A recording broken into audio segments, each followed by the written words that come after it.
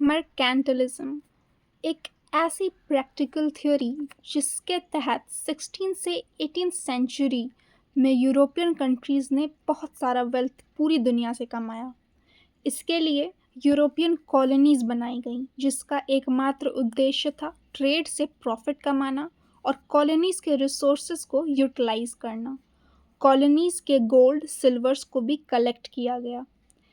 British empire ने colonies पे politically control बनाया, सेटलमेंट बनाया और वहाँ के रिसोर्सेज को अच्छे से यूटिलाइज किया जा सके, इसके लिए पॉलिसीज़ भी बनाती रही।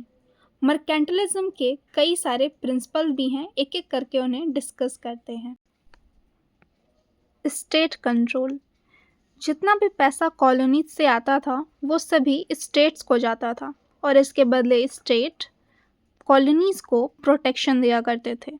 जैसे कि फ्रेंच एग्रेशन में ब्रिटेन ने अमेरिका को प्रोटेक्ट किया था और इसके बदले कई तरह के टैक्सेस भी लगाए थे।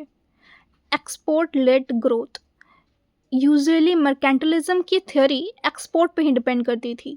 एक्सपोर्ट को कंट्रोल करने के लिए कई सारी पॉलिसीज़ भी लगाई गई, जैसे कि नेविगेशन एक्ट ऑफ 1651 अमेरिका पे लगाया गया। कॉलोनाइजेशन ही मर्केंटलिज्म का बेस था, यहीं से सारी चीज़ें होती थी और इसी से पैसा आता था। एक्युमुलेशन ऑफ प्रीसियस कमोडिटीज़, सारे सोने गहने वगैरह अलग अलग कॉलोनी से लिए जाते थे। तो ये कुछ बेसिक प्रिंसिपल मर्केंटलिज्म के थे जिसे हमने डिस्कस कर लिया।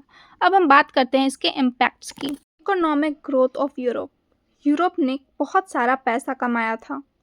इसके अलावा कॉलोनाइजेशन से यूरोप का साम्राज्यवाद भी काफ़ी ज़्यादा फैल गया था।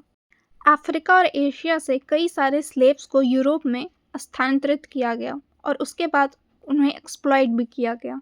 ट्रेड वॉर्स कॉलोनीज़ में यूरोपियन कंट्रीज़ लड़ा करती थी एक दूसरे से भी और कॉलोनी के लोगों से भी। तो आज के लिए बस इतना ही। Thanks for watching. Don't forget to subscribe this channel.